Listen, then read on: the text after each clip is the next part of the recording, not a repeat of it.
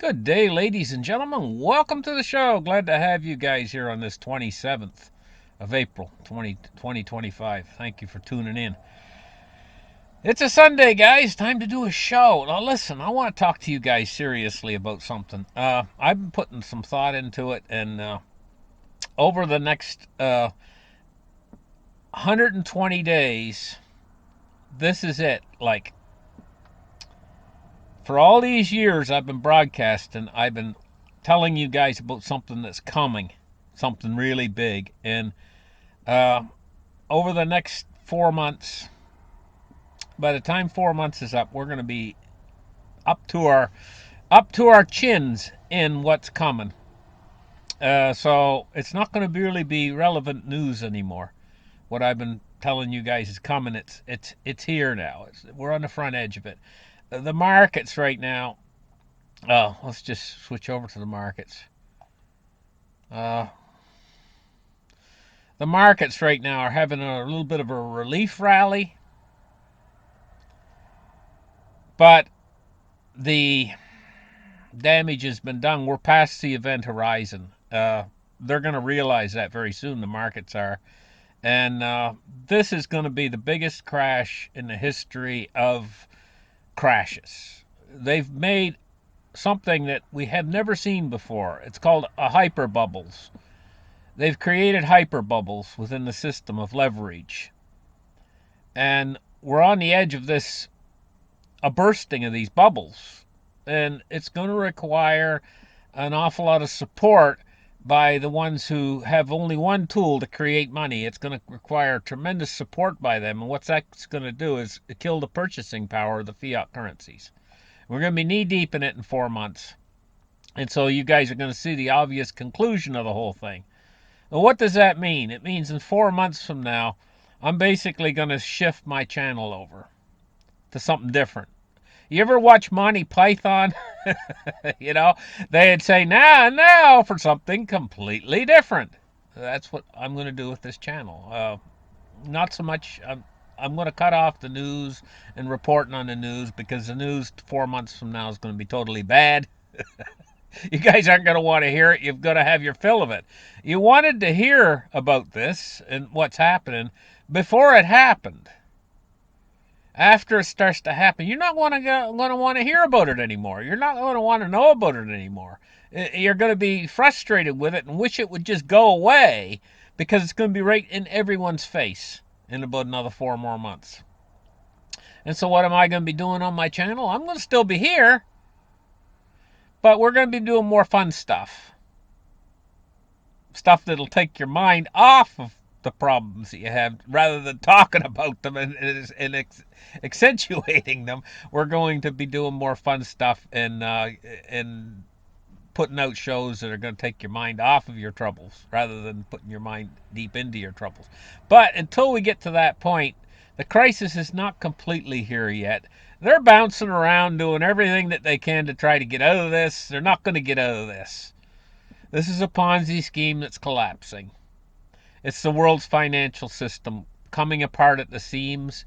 And, well, we got 4 more months that I'm going to cover this to see it through to its conclusion. In other words, basically, I guess what I'm saying is that particular aspect of my job that I've been doing on here for the last 7 or 8 years is pretty much coming to an end. And now we're moving into a new phase. I'm going to stay with you guys. We're going to have some fun. That's what we're going to do. We're going to have some fun. So now let's get in there and take a look at the news. Now that that's been said, we're going to take a look at some of the headlines that's going on. That's going to give you guys a feel for the... First, we're going to take a look at Zero Hedge and some of their headlines. And then we're going to take a look at Google News and some of their headlines and see what's really going on in the world. It says China and Hong Kong are in the art of blinking. It says Captain Chaos definitely does not have all the cards, which, as South Pacific penguins know, are all made in China.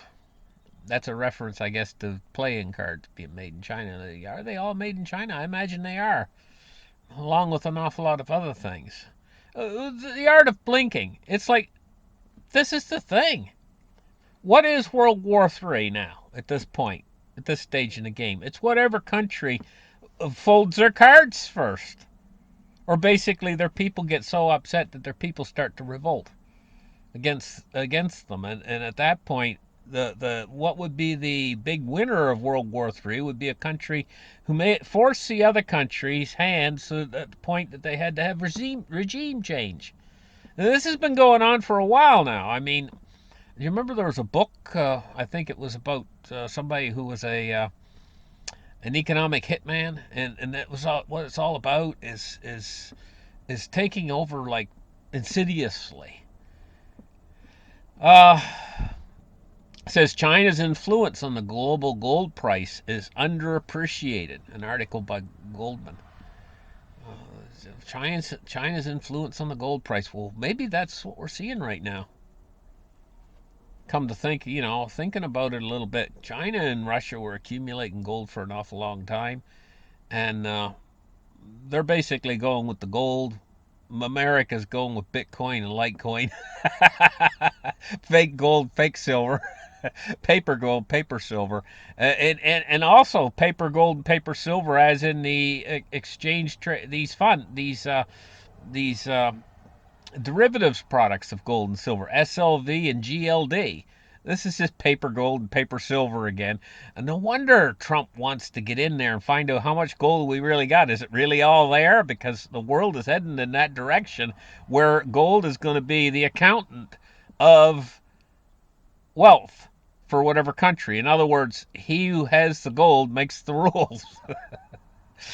Okay, so this article here says iPhone moment nears for humanoid robots. All the time when I was growing up, when I was a kid, there was a big problem with these humanoid robots. Balance. Well, by gosh, they sure have solved that problem. I seen a robot jumping around on the floor breakdancing the other day on YouTube, and I think it was a real video. I don't think it was faked or photoshopped or anything like that, but they've really solved the problem. And it seems like the robotics work being done in the United States with places uh, like DARPA and places like that. They've seemed to have solved this problem completely. I don't know how they've done it, because that is really tricky. Something that's tricky is balance.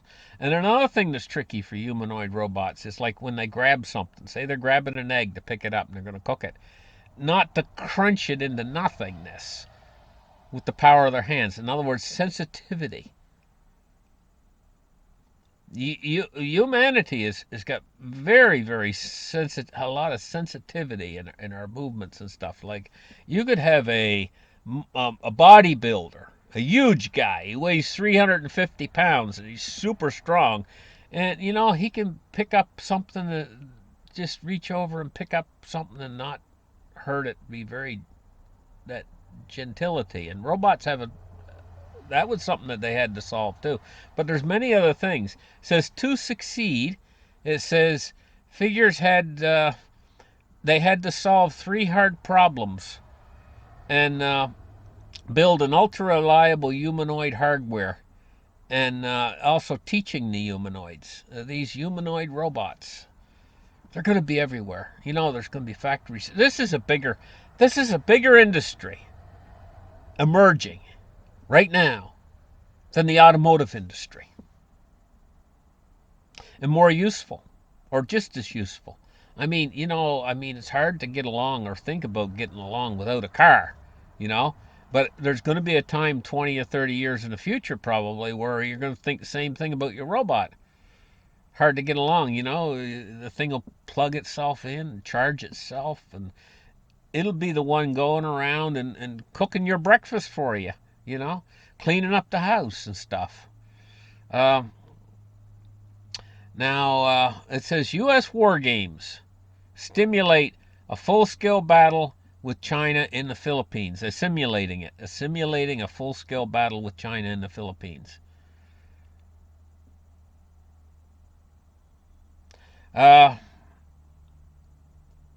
what can I say about that? They're getting ready. I've known they're getting ready. This is the big one. The big one that's going to be over in around southeast China, in around South China Sea and in around the Philippines and in around between Japan, the area between Japan and China, that area in there, that's the next big contentious battleground in the world.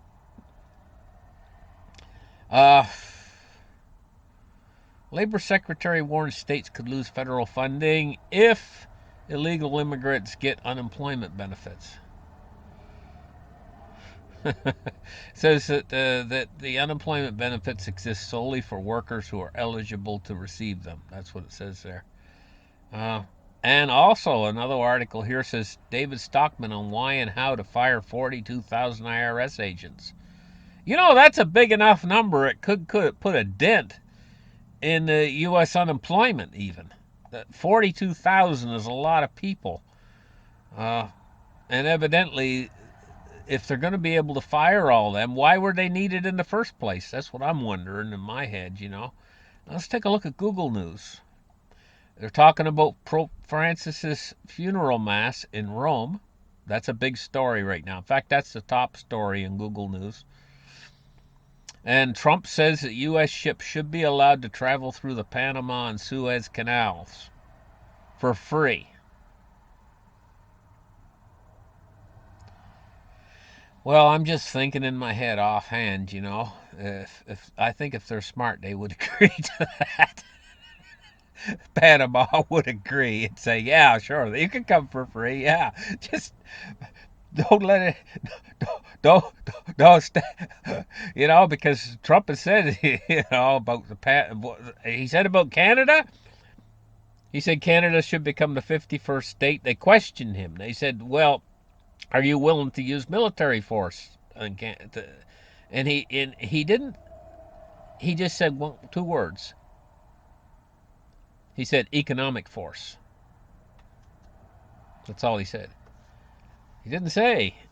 He didn't answer the question. It was a yes or no question, basically. And he didn't answer the question, the yes or no. He just said military force. Not military force, but he said economic force. That's all he said, economic force. And then I guess they just let the whole thing drop. And Panama and Greenland, you know, uh, all three of these places, there's a reason why. And I'll elaborate on it slightly, and it's got to do with the trade route, the new trade route being established, and also the military high ground. The very important military high ground is on Greenland, part of Greenland and part of Canada up there, because that's what faces Russia. Okay, so if the United States, if there's a boundary between Russia and the United States, it's not the boundary you think. The boundary is the Arctic, and so the high ground is the Arctic. And for national security purposes, if there's a World War III, they have to have that high ground for national security purposes, and that would be the northern part of Canada and Greenland. And well, you say, well, what about Panama? Why did he mention Panama? It's the exact same thing. It's moving ships, movement of ships. Ships are a big part of warfare, and in a World War III scenario, you need to have to control the shipping lanes, not just the ones in the Arctic, and not just that high ground, the land mass that separates the United States and Russia, but also be able to move ships through freely through the Panama Canal and Suez Canal. It's very important in a World War III scenario. And talking about World War III, Kashmir is this little place uh, that India and Pakistan fight over. Okay? And it's really been heating up. There's attacks going on in Kashmir right now, and it's escalating the tensions between India and Pakistan, two nuclear countries. This has always been an area of contention, this Kashmir area that they fight over, and it's happened before, and it's probably going to be a scenario like's happened before, but you never know when these tensions could get out of control between India and Pakistan. And they're both nuclear powers. They're both considerably powerful nuclear powers, India and Pakistan. And so, I mean, in a worst case scenario, let's just say that they could have a nuclear war all on their own, leave the whole rest of the world out of it. And it would be a potentially really nasty nuclear war. I mean, it would be like bad, you know? Uh, Massive explosion at an Iranian port. Ah, I'm just thinking about this. It says death toll rises to 14 more, to hundreds more injured. Explosion in an Iranian port. Now that's a curious one, because the United States and Israel are setting up. Uh, uh, they've been talking about Iran, and there's Iran nuclear deals going on right now, and there's talking about Iran. Their nuclear facilities could be destroyed or attacked, and all of a sudden this thing occurs in an Iranian port. What am I to think? But I'll hold my conclusions of what I think to myself until evidence comes in what the cause of this is. But let's just put it this way: to me, it's very suspicious because of the timing of it all. You know what I mean? Uh, what do we got going on here? Uh, Russia claims recapture of Kursk border region, but Ukraine says fighting continues. I heard an article where Russia said that this is it. They're just going to keep fighting and fighting it right through until it's over, to the end. That's what I heard, and I don't know how much truth there is to that. Uh, it says there that Russia says that all Ukrainian troops have left the Kursk region as Zelensky meets Trump at the Vatican. And so evidently that year-long incursion into Russia uh, must be nearing its end. Uh, uh, it's a Kursk Oblast recapture. Moscow confirms North Korea's role in that. That war right there, the Ukraine war, could span out and start World War III. Uh, there's a lot of triggers out there right now in the world. Now let's take a look over at the financial system and see what's going on with it. Silver ended the week at 33.05. It's getting ready to start up again. Sunday night it starts up pretty soon now, in a few more hours. What are we going to see silver and gold do? Well, I think they're going to continue with their tranche upwards because I think that we saw gold come down a little bit uh, when the markets had relief. They had a little bit of a relief rally, but it was relief for nothing. What's changed? The whole scenario that was in place that made the markets fall off in the first place, right? What's changed? It hasn't changed any. It's exactly the same scenario. It's just that they were getting relief from nothing. They because they're used to doing that. They're used to having a problem come along. A few days later, they all rally back.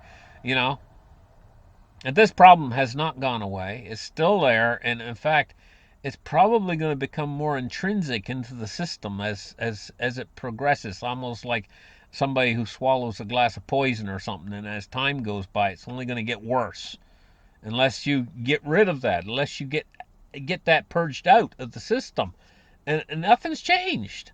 It's still the same, and so what was caused the markets to fall off still there. It's going to get worse, and that realization's going to start to settle in, and then this relief rally is going to fade away, probably this week or next week, and then we're going to start to have problems in the market again.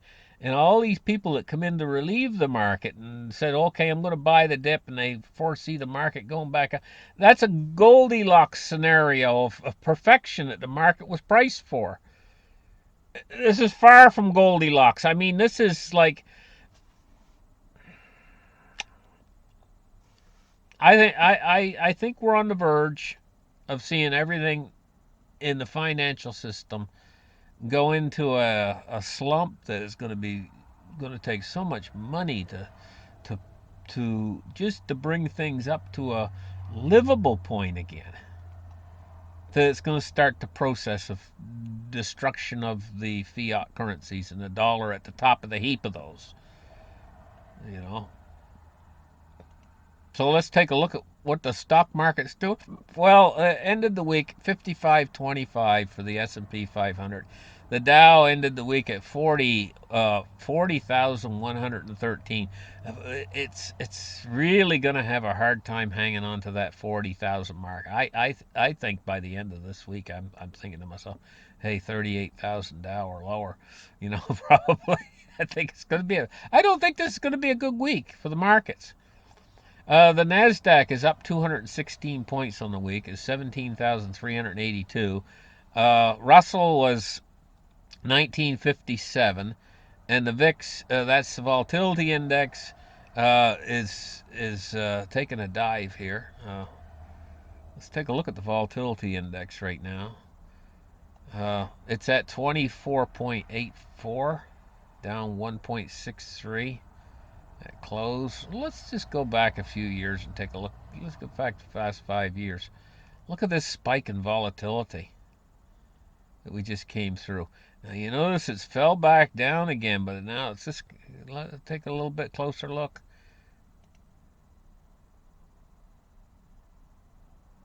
Yeah, I think we're in for another period of volatility coming up. Take a look at the dollar index today at 99.59 and going along sideways. I think we're going to see the dollar continue to dip. And bonds and rates, we're looking at a little bit of relief here in the bonds too. And this was a bigger relief for the markets. Seeing that 10-year drop off from almost 4.5% down to 4.25%, 5 basis points at the end of this week. That relief, this was probably most of the point of relief for the markets, and they're watching these bonds. To me, this market's very suspicious. How